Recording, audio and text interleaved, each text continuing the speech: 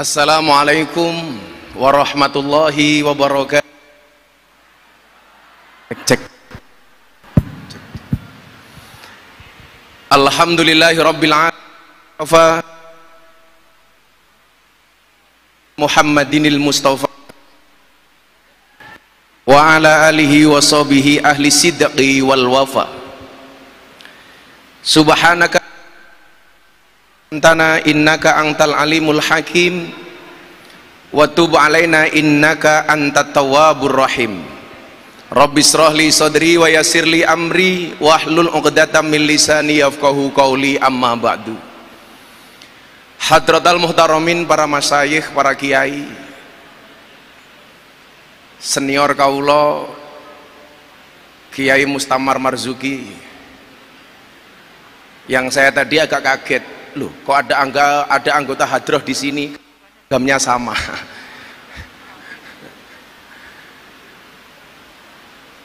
Para masyayikh ingkang estu kaula takzimi, yang terhormat Ibu Gubernur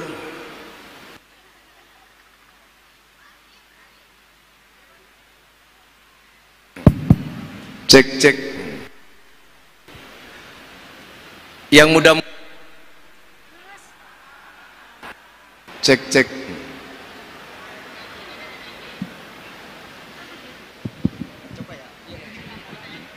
mohon izin saya itu membawa mic sendiri, atau mic saya terlalu bagus barangkali.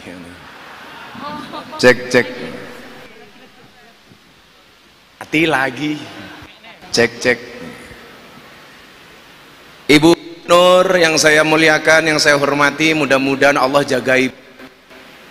Indonesia butuh orang nekat kayak Bu Khofifah. Bapak Wakil Gubernur yang kemarin kita ketemu di Lamongan, yang sangat dekat, karena kita ketemu di kecamatan dekat. Jajaran Forkompinda serta Bapak Ibu sekalian yang berbahagia. Oh mohon maaf lupa disebut, ibu-ibu muslimat, ini penting. Nama ibu-ibu muslimat harus disebut, karena perempuan itu kalau disakiti nggak pernah lupa, kalau menyakiti nggak pernah ingat. Itulah perempuan, makanya harus disebut ini. Sebelum saya lanjutkan, salam takdim saya kepada Ibu Nyai Yasin yang berkenan hadir.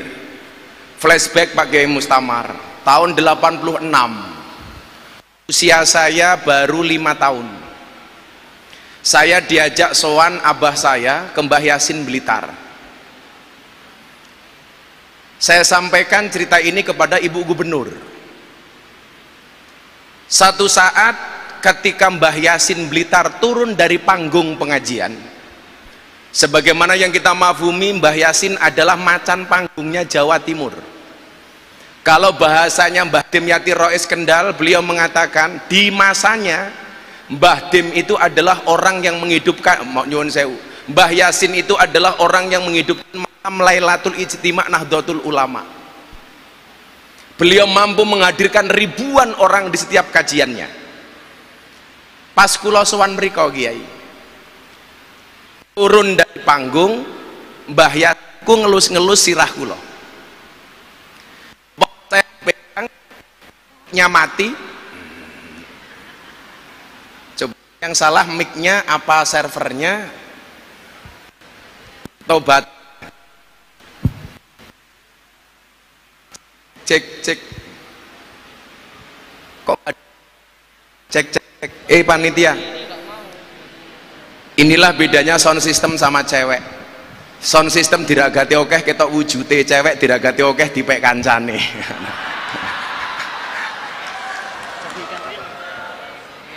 Cek cek. Ternyata servernya nggak bisa pakai mic bagus. Indahin aja nggak apa-apa. Turun dari panggung, kepala saya diusel-usel sama Mbah Yasin. Waktu itu beliau bilang begini, nggak saya kurangi, nggak saya tambahi. Bapak saya kebetulan namanya Muhammad Muradi. Mbah Yasin bilang sama bapak saya, Pak Mur, sesuk anakmu iki cangkeme dadi. Jadi usia saya 5 tahun sudah dicangkem-cangkemke sama Mbah Yasin. Pak Mur, sesuk anakmu iki cangkeme dadi. Tapi satu hal yang kamu ingat. Nopo kiai? Tanya bapak saya. Kiai-kiai sepuh sesuk bakale seneng karo anakmu. Tapi kiai-kiai nom sesuk okeh sing ra seneng karo anakmu. Niki dawuh Mbah Yasin tahun 1986.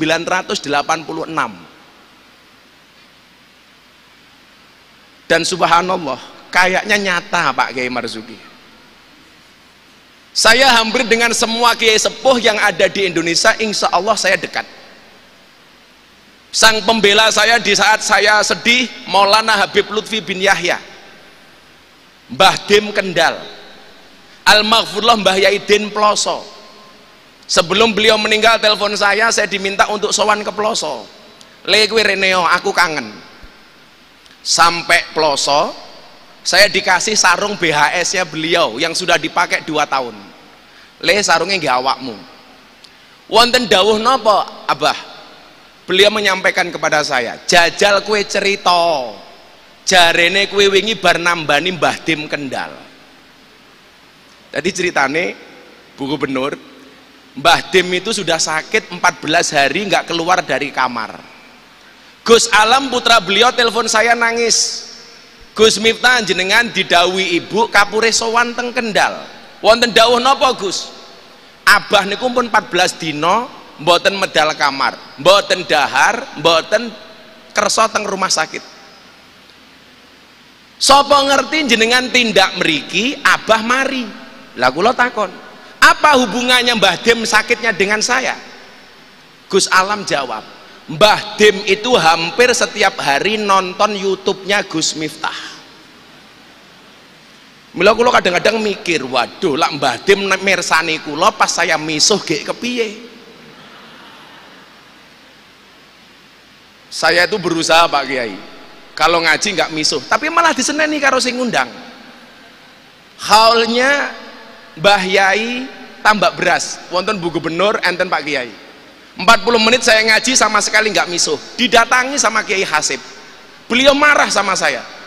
Gus, aku ora trimo. Napa Pak Kiai Hasib? Mosok ngaji 40 menit belas orang misuh ki kepiye? Lucunya apa? Mbah Dim itu kalau sedang nonton YouTube, channelnya diganti, tontonnya diganti, umpamanya diganti Gus Baha. Mbah Dim protes, ojo mok ganti Gus Baha, lak ngono kuwi aku wis iso. Singkat cerita, saya sowan ke sana. Begitu saya sungkem, saya nangis Kiai. Panas badannya Mbah Dim lebih dari 40 derajat. Pundak beliau dipegang oleh 2 orang, kaki beliau dipegang oleh 2 orang, tangan beliau dipegang 2 orang. Sampai akhirnya adzan maghrib berkumandang pas saya puasan Dawud. Bunyai dawuh, Miftah, monggo buka riyin. Kula matur, Abah, saya matur sama Mbah Dim, kula purun buka yen Abah kersa dahar. Niki nyuwun sewu saya sampaikan, anak-anak di Jawa Timur, jangan sampai awakmu ngaku cah Jawa Timur orang ngerti boso. Saya kemarin tersentak ketika seorang anak matur sama saya begini, Gus, kula badhe ngerawi pondoke panjenengan. Ini dalam tata krama bahasa Jawa pun salah. Kula itu seharusnya sowan. Lah Pak Kiai Bu Khofifah ngerawui. Malih ngaten, monggo Pak Kiai Mustamar kapurih matur, niki pun ra duwe duga.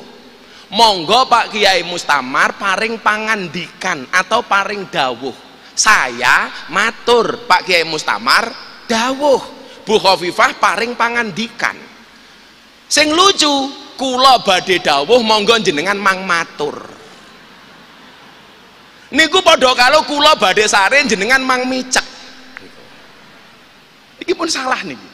Lah anak-anak kita sekarang kata sing mboten sakit basa, Bu. Kayak saya merintah santri saya beli soto, mulai digawake soto. Padahal soto niku artine mbako, malah ditukokke soto. Akhirnya kula matur kali Mbah Dim, Abah, kula purun buka yen panjenengan kersa dahar. Akhirnya Mbah Dim ngendikan apa, Bu? Aku njaluk degan sing kaya diombe Gus Miftah pas pengajian.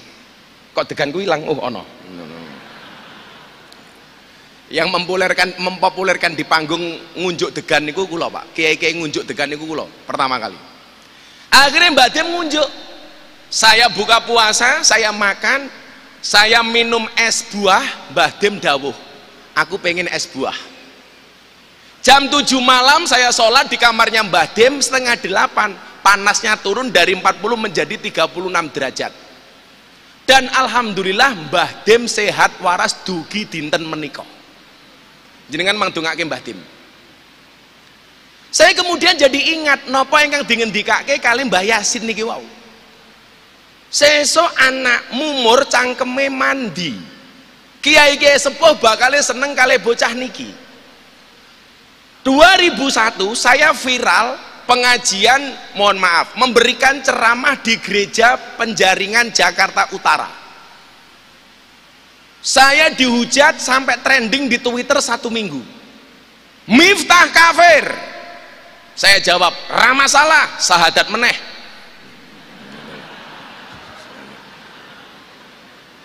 Di posting Deddy Corbuzier, 2 hari posting di Instagram ditonton 15 juta kali. Komentarnya 100.000 kali lebih. Semuanya mencaci maki saya. Gus Miftah sakit hati. Tidak, kenapa? Karena komentarnya tidak pernah saya baca. Sing belani kula sinten, Mbah? Mbah Dim. Ora popo le. Waktu itu saya salah membaca kitab kiriman dari Gus Nadir Shah Australia. Saya baca jam 2 malam, mau suah. Saya pakai kacamata hitam karena memang saya tidak pernah melepas kacamata saya. Begitu setelah sholat subuh saya lihat ternyata bacaannya salah, beberapa harokat. Saya mau hapus, Bu. Saya telepon abah saya, termasuk Abah Lutfi Pekalongan. Apa beliau bilang? Nak, jangan kamu hapus. Kenapa? Kamu akan tahu mana yang menjadi sahabat kamu, mana yang hanya mencari muka bagi kamu. Jangan kamu hapus. Kemudian saya dikasih satu makalah dari Ibnu Athaillah As-Sakandari.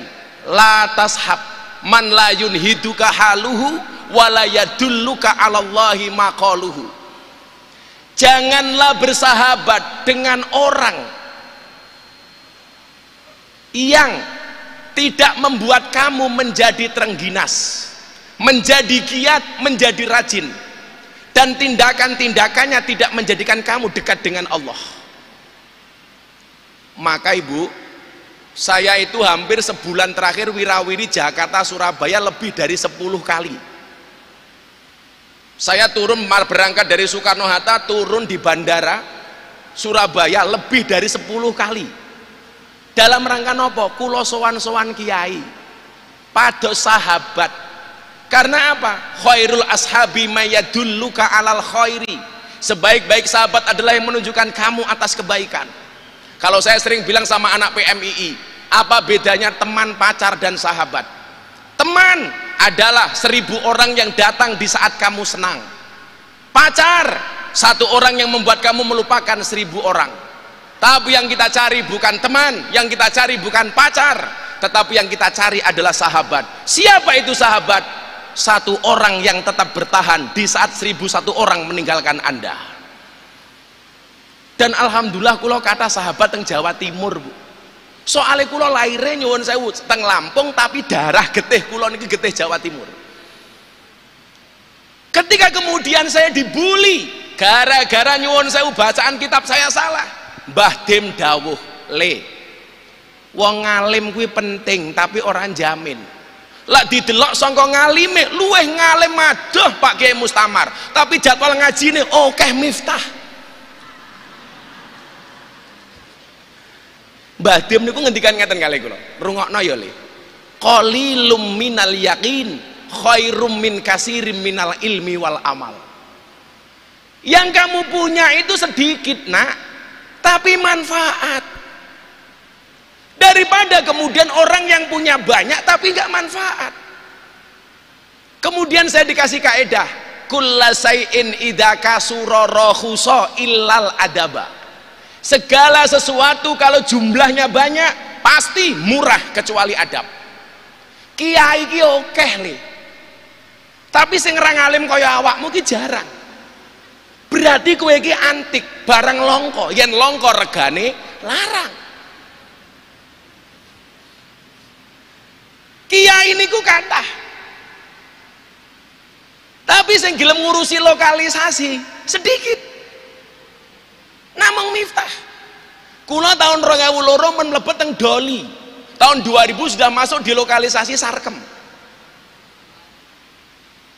Kula matur kali Bu Khofifah, Bu, mbok Doli jenenge diganti. Napa Alfa Doli? Loh kan keren. Pemilihan diksi kata itu kan menjadi penting. Coba dibuat peraturan gubernur merubah nama Doli menjadi Alfa Doli. Siapa tahu akan banyak keutamaan-keutamaan dari Doli. Kita nggak pernah tahu. Ingat loh, orang baik punya masa lalu, orang jelek pasti punya masa depan. Saya pertama kali mendapatkan predikat presiden para pendosa niku teng Doli, Bu.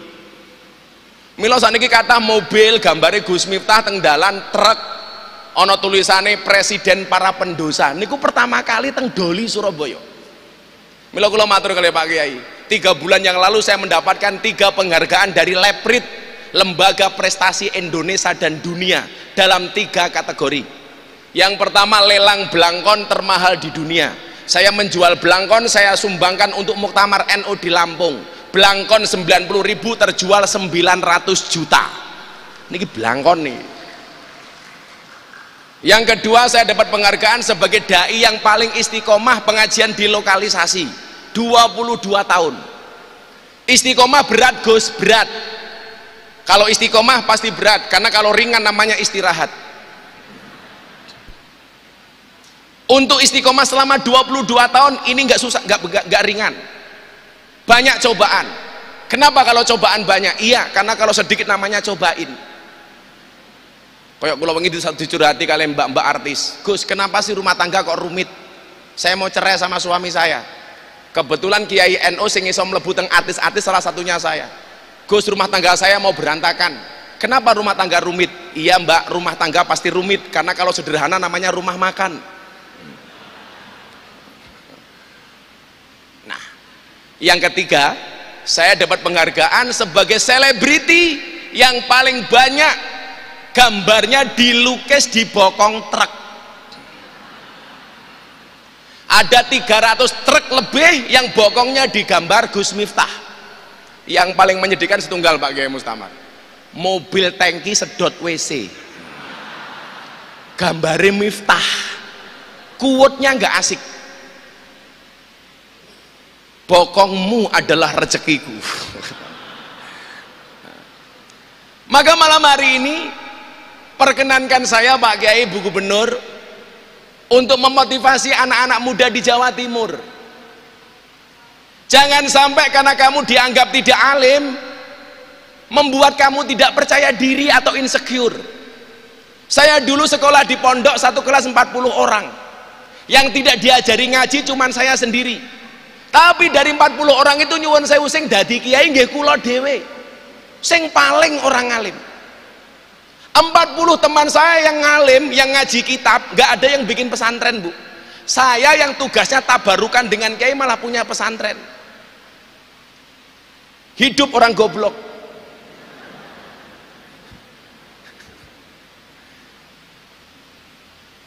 Saya malah seneng anak muda, orang pesantren, tapi liar. Contohnya Gus Ipang, sekolahnya di Amerika. Nggak harus kemudian Gus Ipang tetap di Tebu Ireng membaca kitab seperti yang lain. Coba Gus Ipang ini mungkin nyuwun sewu kon maca kitab ora iso.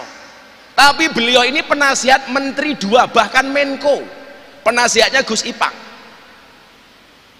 Karena apa? Anti mainstream. Anak pesantren Tebu Ireng, putranya Gus Solah, kuliahnya di Amerika. Kan keren. Maka kita belajar anak-anak Jawa Timur, yuk. Kamu yang merasa hidup kamu nggak terlalu pintar, contoh Nun Miftah, goblok tapi laris. Sahur bareng Gus Miftah JTV, Gus Miftah. Kultum maghrib, Gus Miftah. Acara beberapa lini media medsos, Gus Miftah. Lah kula matur, setiap saya diundang Bu, mesti kula matur begini, tolong silakan ngundang yang lain. Golek sing ngalim, golek sing apik. Lah jawabannya pengundang kadang-kadang nopo? Kula mboten golek sing ngalim Gus, tapi golek sing petuk. Maka nyuwun sewu nggih para santri, adik-adik saya di belakang sana. Kamu jangan insecure dengan masa depanmu. Ingat, masa depan seseorang itu seperti sekumpulan tempe. Artinya apa? Enggak ada yang tahu.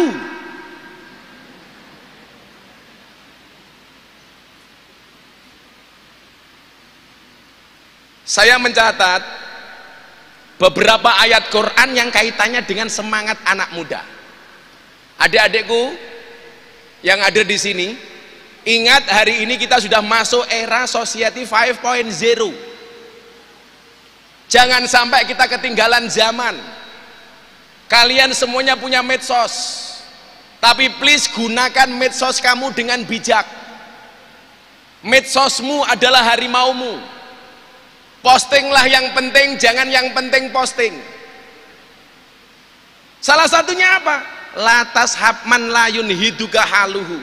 Jangan bersahabat kepada orang yang perbuatannya tidak membuat kamu giat dan terengginas. Maka Bu, saya pernah punya satu quote ketika saya diundang Mata Najwa. Saya mengatakan apa? Orang yang salah pergaulan itu lebih gampang dinasehati daripada yang salah milih pengajian. Hati-hati. Makanya kenapa Pak Jokowi kemarin Rapim TNI Polri mengatakan apa? Awasi WA grup istri TNI Polri. Jangan sampai ngundang ustadz radikal. Jangan sampai ngundang ustadz yang suka mengharamkan wayang, memusnahkan wayang. Delalah banyak kiai dan ustadz ngerespon ra viral. Kok sing ngerespon kulo dadi viral? Saya posting dalam waktu sehari Bu, dikomentari 27.000 kali. Tapi yang memberikan like dan jempol 100.000 kali. Pertanyaan saya, kenapa kalau kita posting lebih banyak like-nya dibandingkan komentarnya? Jawabannya adalah seberapa banyak pun orang yang membencimu dengan komentar-komentarnya, yakinlah di luar sana lebih banyak yang mencintaimu dari dalam hatinya. Milo santai mawon. Tapi kalau jomblo beda. Kenapa lebih banyak like daripada komentar? Karena banyak orang cinta tetapi tidak berani mengatakannya. Makanya mudah-mudahan yang jomblo segera berakhir. Amin. Di mana berakhirnya kalau tidak di pelaminan, minimal di pemakaman.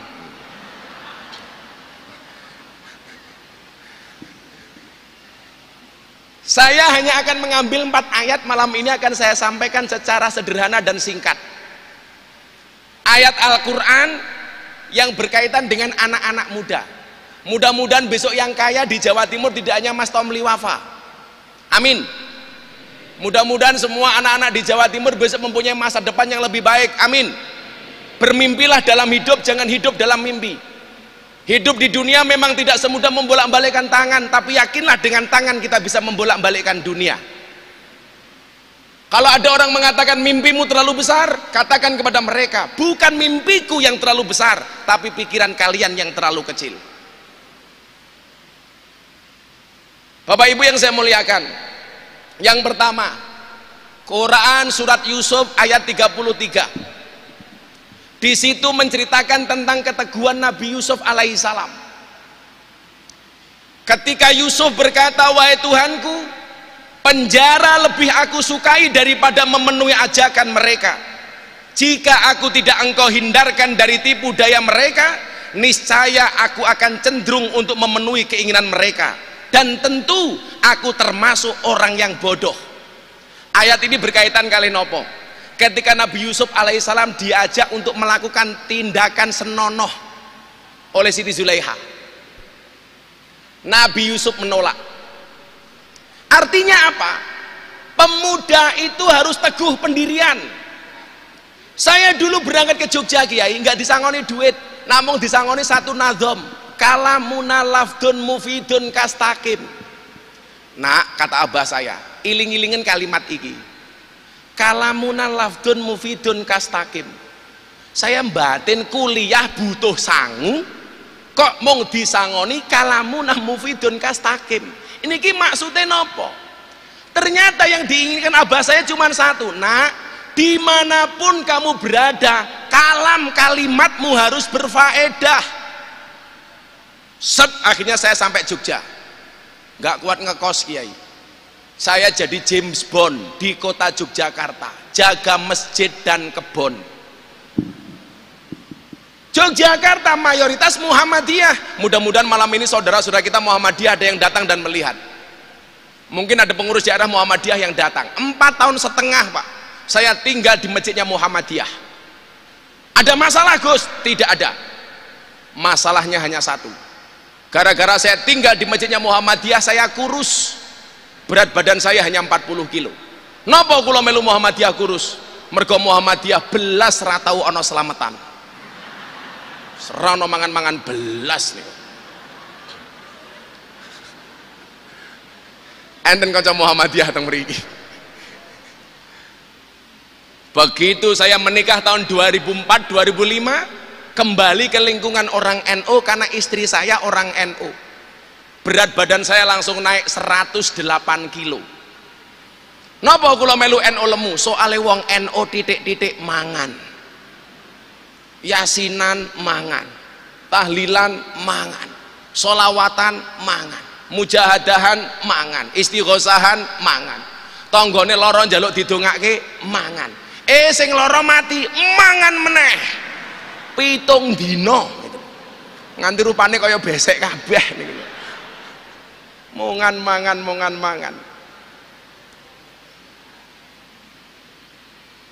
Abah saya cuman bilang, nak mufid dadi wong sing maedai, jadilah orang yang berfaedah. Dan syaratnya satu, kastakim, yang istiqomah. Innal ladina qalu rabbunallah tsumma istaqamu. Kowe istiqomah li, tatanazzalu alaihimul malaikat. Malaikat sing goleki awakmu ora perlu goleki malaikat. Itu saja pesan abah saya waktu itu. Bapak saya iku kula lucu, Pak. Bapak kula niku riyen mondoke teng Ploso, Pak Nggih. Niku mbiyen koncone Gus Maksum. Jadi bapak saya itu sering kamarnya didatangi Gus Maksum. Lah Gus Maksum niku kilawakola, senengane niku nyolongi beras teng kamare santri sugih, didum teng kamare santri sing kere.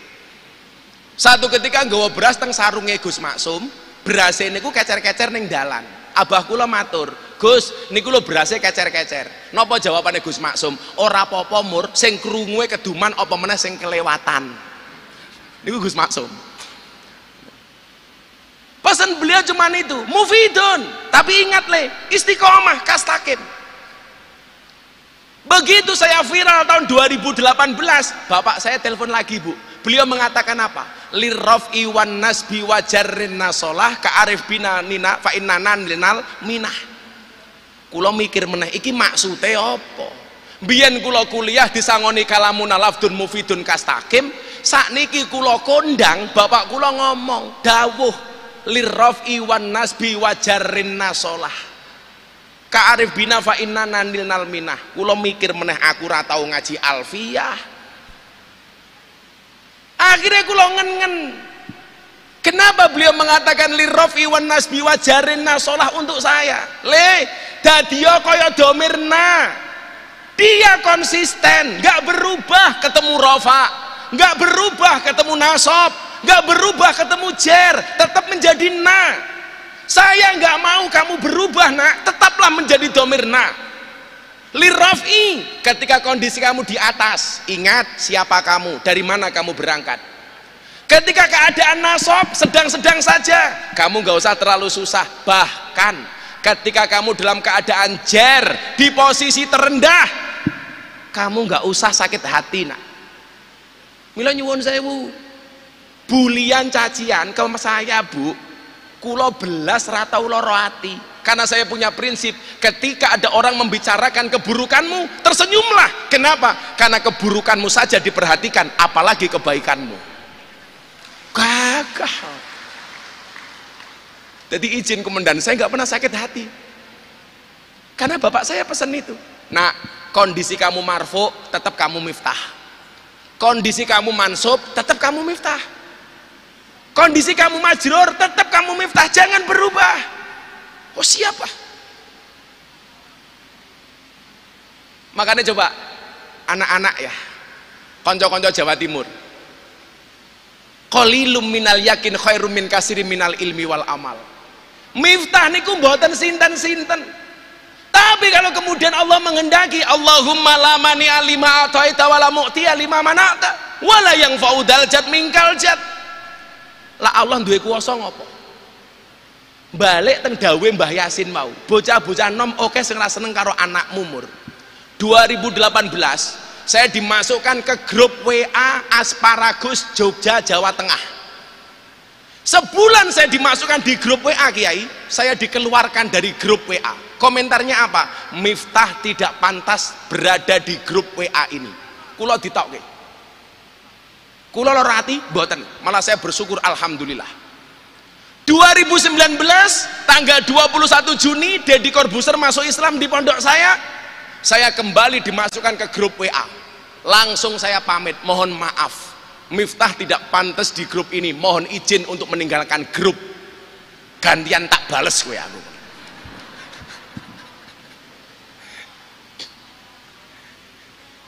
Loh, mboten kala rati. Kalau ada orang menertawakanmu dengan kegagalanmu, maka kamu harus bisa menertawakan mereka dengan kesuksesanmu. Oh, ngoten. Sampai Mbah Yaidin niku Bu Khofifah, sadurunge sedo. Teng rumah sakit kena Covid niku tasik ngendikan ngeten. Nyuwun sewu, sebelum masuk ke rumah sakit. Ning NU ki kudu ana sing kentir kaya awakmu le. Tapi pesanku siji ya le. Napa Bah? Kowe aja nganti kepleset. Maksudnya kepleset napa? Siji. Kowe aja rabi meneh. Oh siap. Santai Bu. Saya lelaki yang setia. Karena saya punya prinsip lelaki yang hebat bukan lelaki yang mencintai banyak wanita, tetapi mencintai satu wanita dengan banyak cara.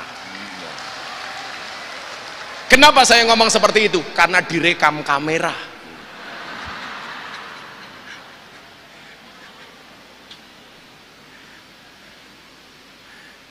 Insya Allah lah. Saya memahami. Pasangan terbaik bukan yang datang dengan segala kelebihannya, tetapi yang tidak meninggalkan kita dengan segala kekurangannya. Betul Bu? Di balik suami yang hebat, pasti ada istri yang kuat. Di balik kesuksesan seorang suami ada doa dari seorang istri, betul? Itu artinya semakin banyak istri semakin banyak yang mendoakan.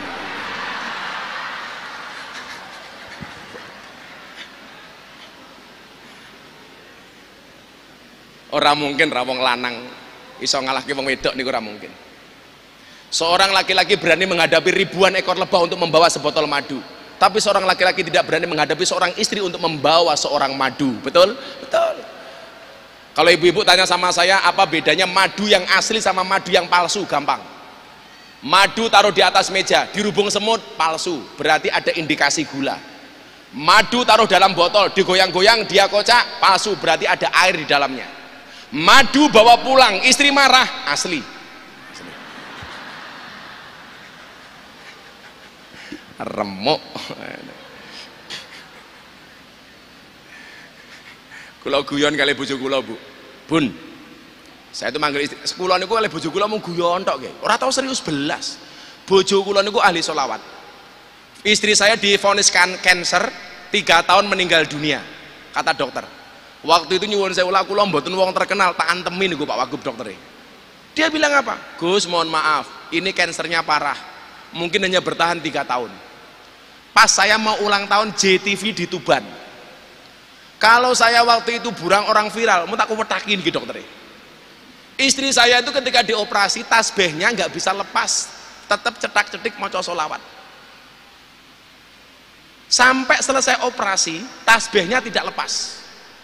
Padahal wong dioperasi ini kulak dibius. Akhirnya selama 2 tahun pengobatan sampai ke Malaysia.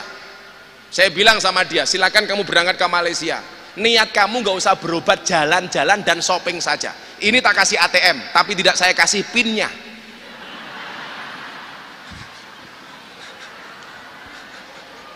Alhamdulillah Kiai, mari Abah Lutfi dawuh. Dokter di koyo Gusti Allah wae. Mari, alhamdulillah mari. Saya bilang sama istri saya, Bun, boleh nggak saya menikah lagi?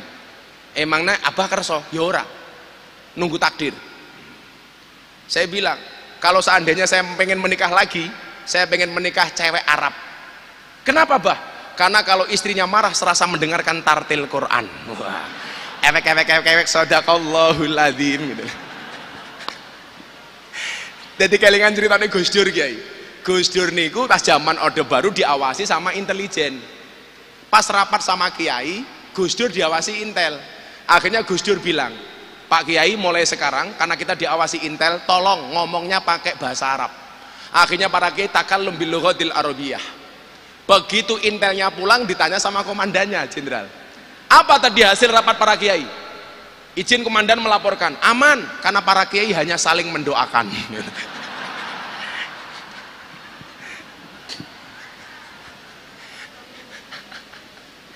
Gus Dur dilawan. Kulo tadi kelingan nggih, banyak cerita saya dengan Gus Dur nggih, Bu. Kulo dulu ketika saya ada di Primagama, Bu, Sabtu Minggu 2004 sampai 2006, niku setiap Sabtu Minggu kulo teng daleme Gus Dur Ciganjur. Mbuh ketemu apa ora kulo istiqomah teng mriku. Lah pas Deddy Corbuzier niku masuk Islam, kan langsung saya bawa sowan kepada Kiai Ma'ruf. Abah Ma'ruf telepon, "Le, Deddy jaan rene." Nggih, Bah, sebelum beliau dilantik. Akhirnya begitu sahadat jam 1 siang, jam 3 sore kita terbang ke Jakarta, landing langsung ketemu Pak Kiai Said. Deddy Corbuzier doakan Kiai Said, langsung sowan Kiai Ma'ruf jam 5:15, 10 menit menjelang adzan maghrib. Ajudane Abah telepon, Gus, Abah Ma'ruf berkenan menjadi imam sholat maghrib untuk Mas Deddy Corbuzier dan Gus Miftah. Saya sampaikan kepada Deddy Corbuzier, bro, diajak sholat Kiai Ma'ruf, Pak Kiai imame, kue makmumi, langsung botake Deddy kemeringet. Soalnya apa? Nembe sahadat belum sempat saya ajarkan sholat. Lu gimana, kan gua belum bisa sholat. Santai bro, udah diajarin. Saya tahu ini orang cerdas. Deddy itu kan apa-apa bisa, yang nggak bisa cuma satu, nyisir rambut. Akhirnya Bu, saya jengkang-jengkeng neng jero Alphard, saya ngajari Deddy sholat gerakan-gerakan pokok. Diinceng sama wartawan, itu Miftah sama Deddy Corbuzier ngapain gitu. Kok Miftah jengkang-jengkeng neng ngarepe Deddy Corbuzier gitu. Begitu giliran wudhu, saya masuk ke kamar mandi di dalamnya Kiai Ma'ruf, saya wudhu, dia nyontoh, bajunya basah semua. Nah, singkat cerita Bu, komat Deddy Corbuzier tepat di belakangnya Kiai Ma'ruf. Begitu tepat di belakangnya Kiai Ma'ruf, kula niku lak kelingan ceritane Gus Dur ngislamke wong Cina. Kula angsal cerita niki langsung saking Gus Dur teng Ciganjur, durasi tahun 2005-2006. Biyen ana wong masuk Islam melalui aku. Rampung sahadat, mu'alafe takon, kula kedah nopo Gus? Sholat. Tapi saya belum bisa. Wes gampang, kamu berdiri di belakang imam, apapun yang imam lakukan kamu ikut. Imam ngadeg kowe ngadeg, imam rukuk kowe rukuk, imam sujud kowe sujud. Yang terjadi apa? Mu'alafnya manut. Imam takbir, mu'alaf cinanya takbir, rukuk ikut rukuk, sujud masalah. Imamnya ternyata kakinya sakit, gak bisa ditekuk, mancal ndase cinone niki wau. Lah cinone lah mikir, oh wong salat kuwi pancal-pancalan. Niki Gus Dur.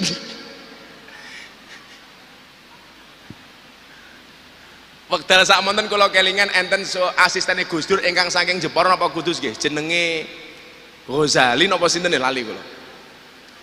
Lah sing dipancal sirahe niki ngendikane Gus Dur. Ngamuk. Oh, diasar mu'alaf anyaran Cina. Begitu rakaat kedua, sing dipancal sirahe gantian bales. Jarene wong Cina ki ora sunat, dirogoh sarunge. Akhirnya Cinone mikir, oh wong sholat ki rogo-rogoan, ngerogoh imame. Mulai kadang-kadang mikir nggih kiai iki, kok Gus Dur ki ya entuk cerita kaya ngono kok ngendi ngoten. Maka kula niteni Bu, orang itu kalau cerdas biasanya selera humornya tinggi. Contohnya Gus Dur. Tapi kalau wong seneng guyon belum tentu cerdas.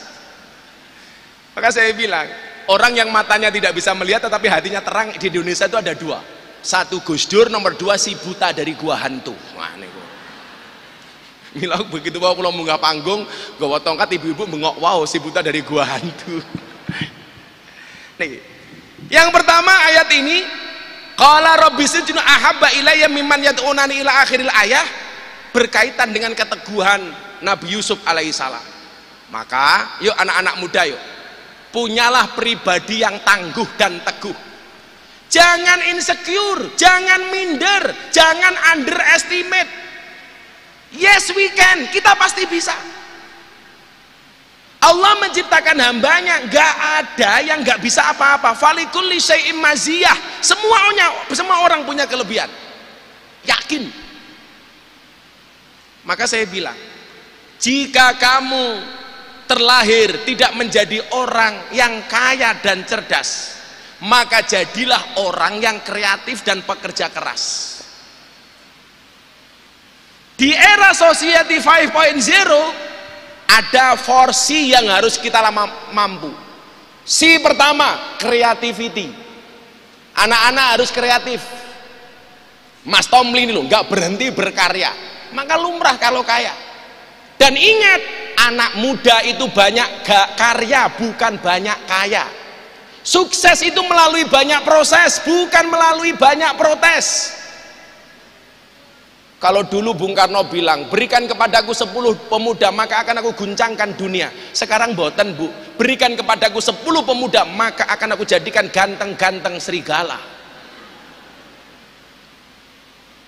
Kalau Pak Kiai Mustamar ndawi kita, inna fi yadi subani amrul ummah wa fi aqdamiyah hayataha. Ayo, kita semuanya punya potensi. Maka nggih nyuwun sewu. Kalau kaya kiai umpamane kon padha kabeh iki kula nggih mboten setuju. Mas Emil saya kemarin matur di Lamongan ya. Saya punya teman Bu, mengatakan begini, idealnya orang menjadi dai, menjadi kiai itu kaliber keilmuannya harus seperti Gus Baha, baru kemudian boleh dakwah. Saya bilang, umpama ning Indonesia iki ana Gus Baha sebanyak-banyaknya, kula mandek ngaji. Tapi persoalannya adalah kalau mau dakwah nunggu ngalim kaya Gus Baha, seberapa banyak ruang kosong yang tidak bisa terisi. Maka saya bilang, dakwahlah sampai alim, jangan nunggu alim baru berdakwah. Ke masjidlah sampai tua, jangan nunggu tua baru ke masjid. Betul Bu? Bersedekahlah sampai kaya, jangan nunggu kaya baru sedekah.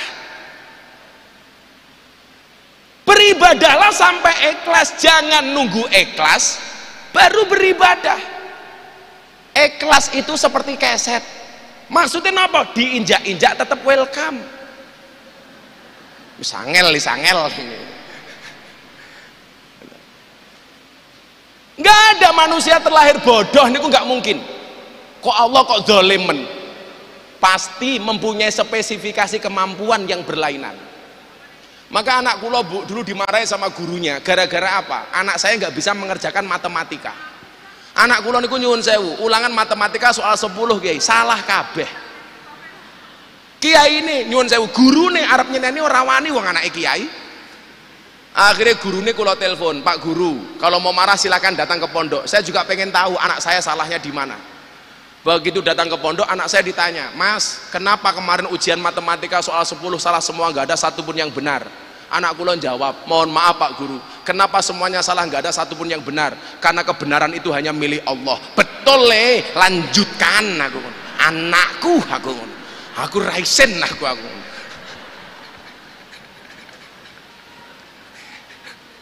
Kurang ajar kok. Nonton JTV, kultum saya di JTV langsung buka nyuwun sewu ora kultum, krungu adan ngasar buka lah, kula matur kayak adan ngasar kok kowe buka iki kepiye? Nyuwun sewu Bah, saya tidak bisa membedakan antara adan maghrib dan adan asar, adane podo ya mbahmu kuwi ya.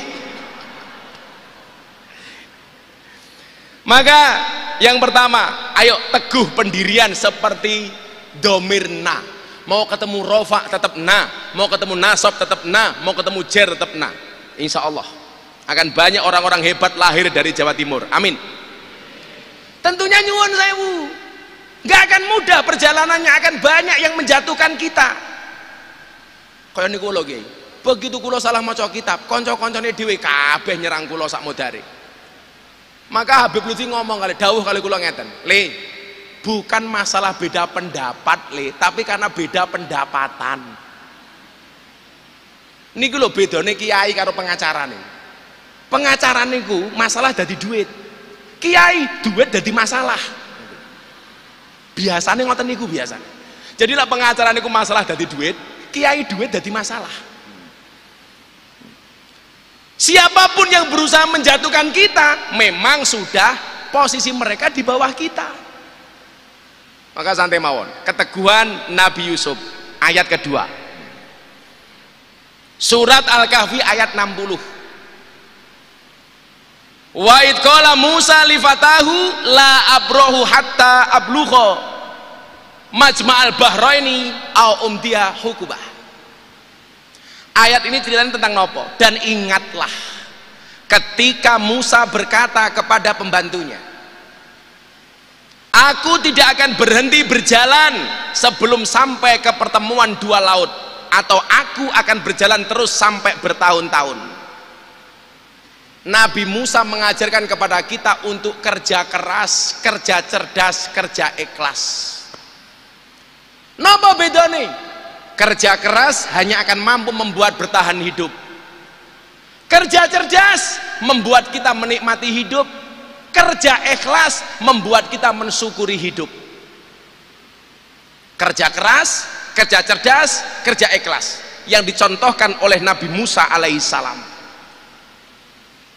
Tahun 2009 Bu Khofifah, saya itu nggak punya motor. Saya ngaji ngalor ngidul hanya pinjem motor Astria Grand tahun 96 punya mertua saya. Posisi saya waktu itu molimo, madep mantep mangan melu morotua. Sampai akhirnya M10 Jenderal, madep mantep mangan melu morotua, morotua muring-muring menantu meneng mawon. Sampai akhirnya M15 Bunyai, madep mantep mangan melu morotua, morotua muring-muring menantu meneng mawon, morotua mati menantu melu marisi. Mertua saya hanya jawab M1, nopo Pak? Matamu. Waktu itu kula mikir, lah kula maca ayat niki. Bar maca ayat Al-Kahfi niki nyuwun sewu. Kula sowan teng Mlangi. Wonten kiai namine Kiai Asrori. Ceritane napa? Gara-gara tahun 2006 Gus Dur dawuh ngeten kalih kula, "Miftah, kowe mulya ning Lampung neruske pondok keluargamu utawa kowe ning Yogya neruske perjuanganmu."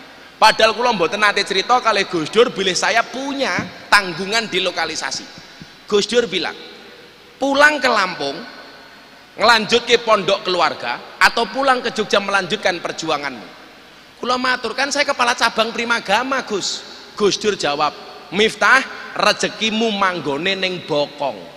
Kula mikir, tahun 2006 itu rame-ramenya penyanyi dangdut dapat uang dari bokongnya. Munculnya Mbak Inul, munculnya Dewi Persik, Nita Thalia, goyang ngebor, goyang ngecor, goyang lepo, goyang ngaci, goyang ngecat. Ini kula tahun 2006. Kula mikir waktu itu, apakah saya harus ikut-ikutan seperti Inul Daratista, kaya Mbak Inul? Ternyata jawabannya nopo, Kiai? Begitu saya sowan Mlangi, Kiai ini buka hikam. Delalah sing diwaca nopo? Arih nafsaka minat tadbir. Istirahatkanlah dirimu dari ngatur. Urip kuwi wis ana sing ngatur. Kowe ora usah kakean ngatur, wong urip sak madion nderek aturan.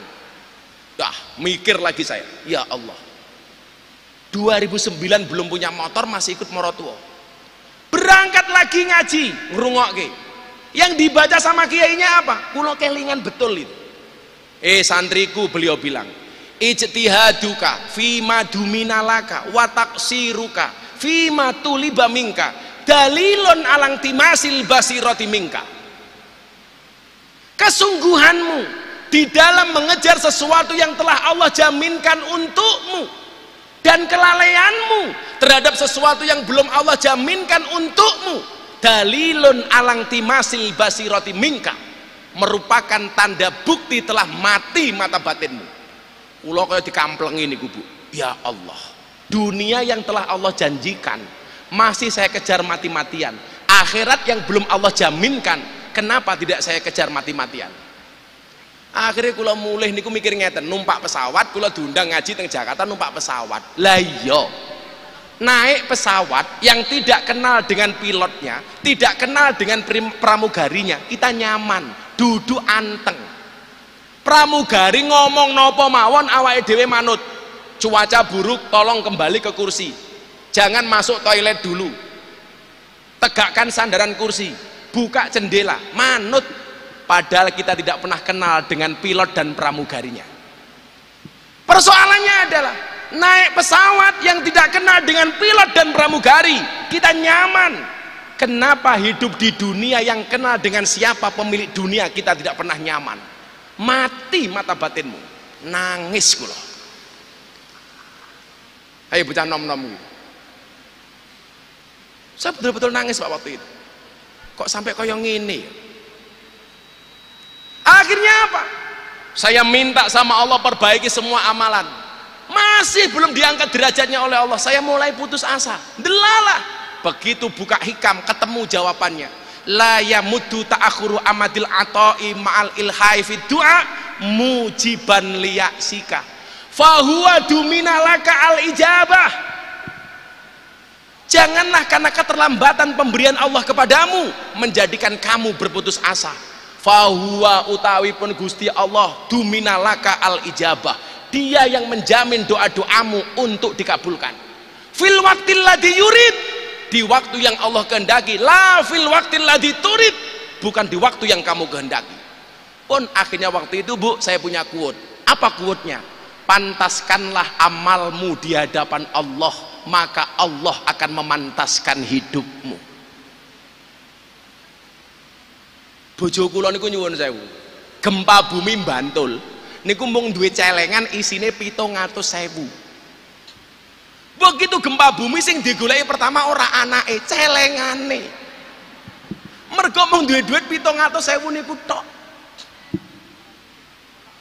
Tapi saya dari dulu punya teguh pendirian, saya nggak bakal mau minta-minta, nggak bakal ngutang, ora bakal jaluk-jaluk. Soalnya napa? Wong ngutang niku lak ngutang rupane melas, lak kon bayar males. Wong niku lak ngutang raine luwih manis tinimbang madu, lak ditagih luwih medeni tinimbang Israel.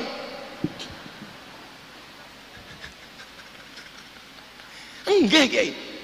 Akhirnya kula telepon abah kula teng Lampung, "Bah, kula pripun?" Niki jawabane. "Le, kowe ngerti apa ora?" "Apa, Pak?" "Puasa ki as-shaum." Puasa itu asyam. Maknane apa, Le? Al-imsak. Kowe ngempet, Le. Bu, puasa itu ngempet. Hari ini terjadi kekisruan di bangsa kita, kenapa? Karena banyak orang yang tidak bisa ngempet. Pejabat di demo, akhirnya hari ini rame demo. Kenapa? Karena banyak oknum pejabat dan politisi yang tidak bisa as-saum, tidak bisa asyam, tidak bisa al-imsak. Ora iso ngempet. Mula kula kadang-kadang maca kebijakannya pemerintah niku rada lucu. Boleh berbuka puasa, tapi nggak boleh omong-omongan. Lah iki maksude iki apa? Iki sing buka zombie apa wong? Mas-mas tahu kenapa zombie itu kalau jalan rame-rame? Iya, karena kalau sendirian namanya zomblo. Barusan Bu saya baca berita tadi di situ apa? Boleh lebaran halal bil halal, tapi nggak boleh makan dan minum. Iki maksudnya apa meneh? Ya mesake ibu-ibu muslimat toh. Kula niku ningali muslimat napa fatayat ora usah ndelok seragame, Bu. Dilihat dari cara duduknya. Lah muslimat niku tak fatayat niku ngaten iki fatayat. Lah muslimat yo ngene iki. Ngene iki. Niku muslimat niku. Yang kedua bisa dilihat dari baunya. Lah fatayat parfum, muslimat balsem. Mana itu biasa.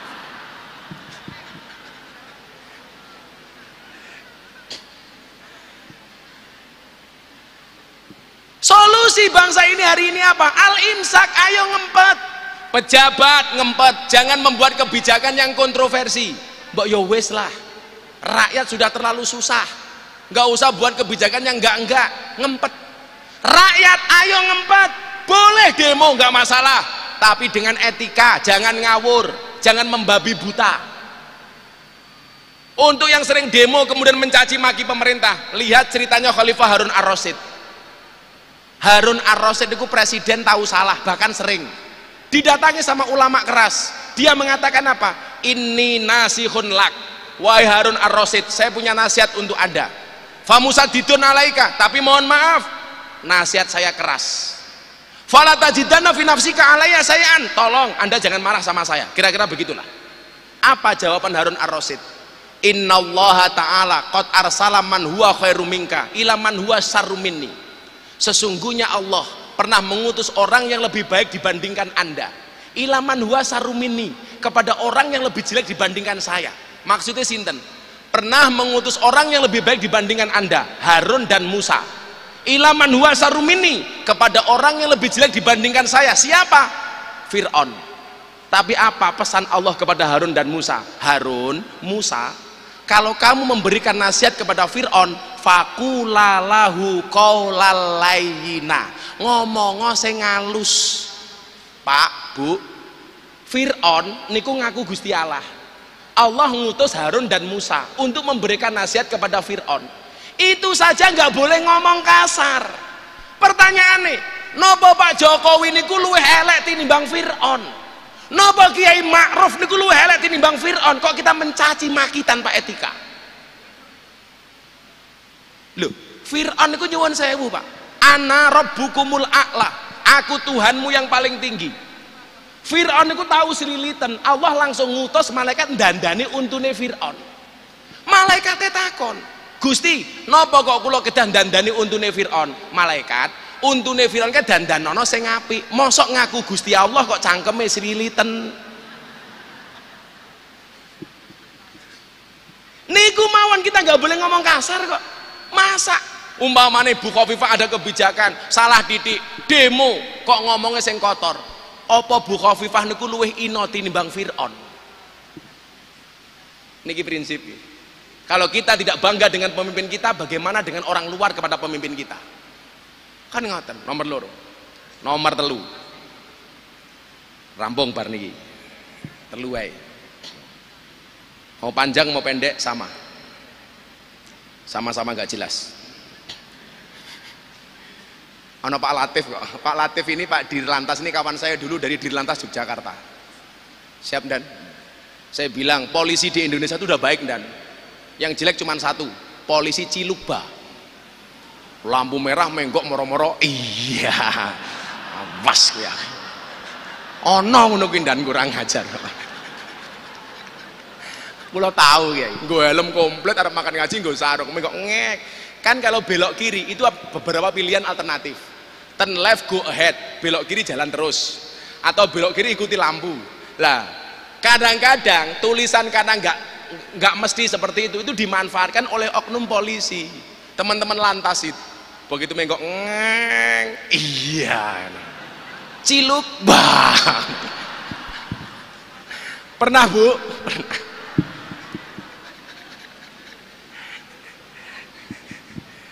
Tapi keren di Lantas Jawa Timur Pak Latif nih, pajaknya kendaraan langsung naik. Terima kasih Pak Latif, jangan lupa nambahi ya Pak Latif ya. Yang terakhir ya, bon bengi kata Pak Kiai Mustamar rasa suwe-suwe sampai sahur. Yang ketiga surat Al-Anbiya ayat 60 cah nom.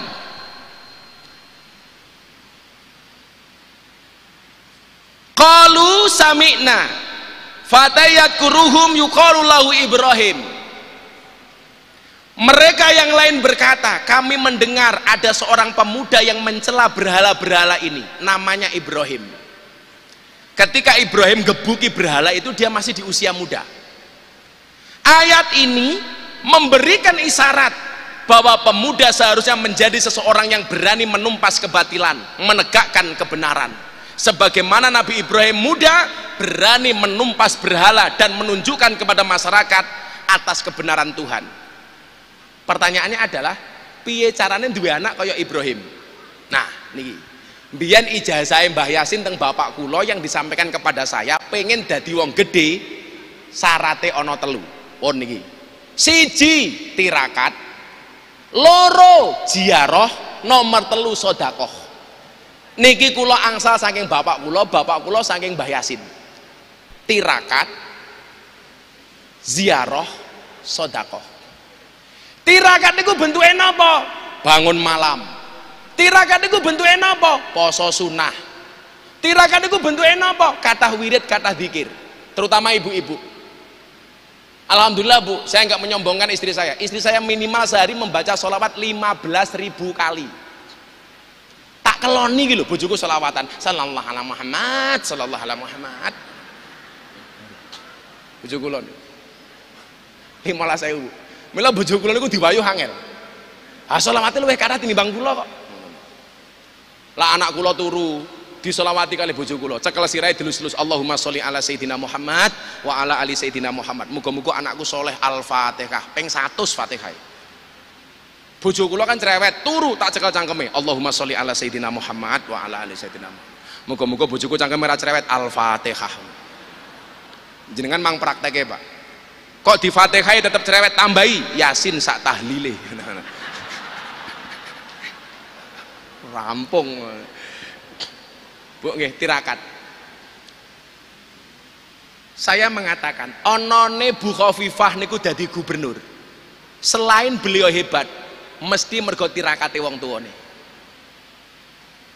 Apa bedane wong biyen kali wong sakniki? Wong biyen gaweane nandur ra ngarep-ngarep ngunduh, wong sakniki gaweane ngunduh tapi ra gelem nandur. Wong biyen nandur kayu jati, nggak pernah ngarep-ngarep ngetok kayu jati. Nandur wit kelapa, ora tau ngarep-ngarep ngombe degan.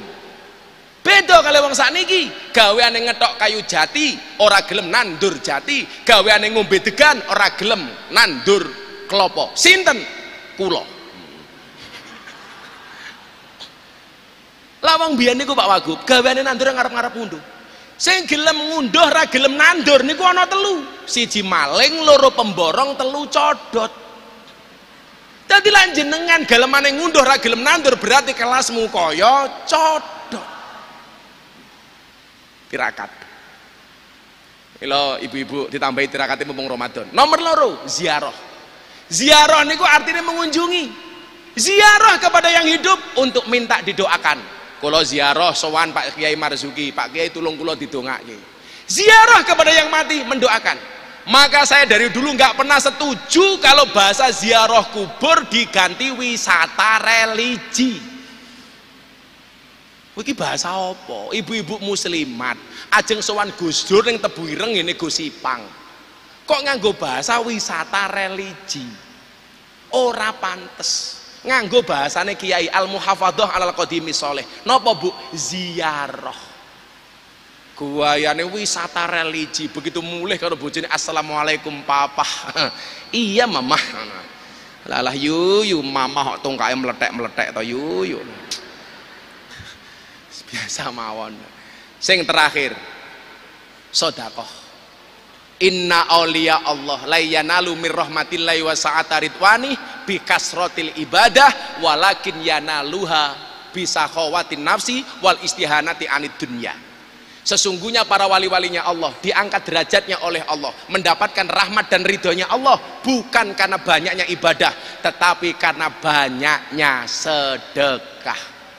Bu, kalau tak takon, kalau kita sedekah memberi orang miskin, yang harus berterima kasih yang memberi apa yang menerima?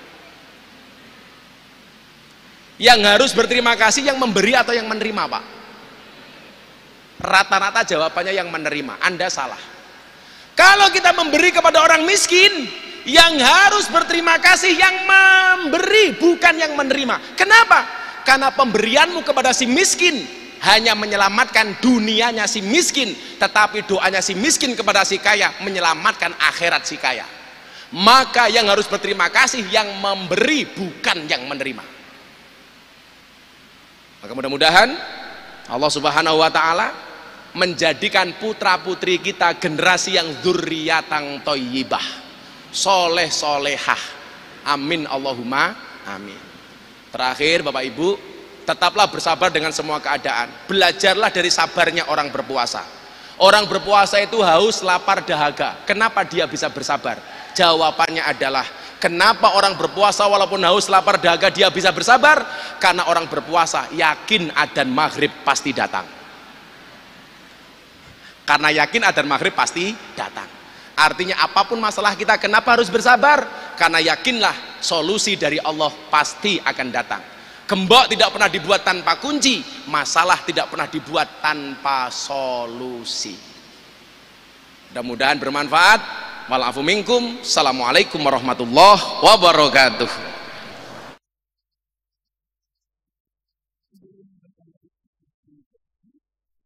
Saya dan marilah acara ini kita tutup dengan bersama-sama membaca hamdalah.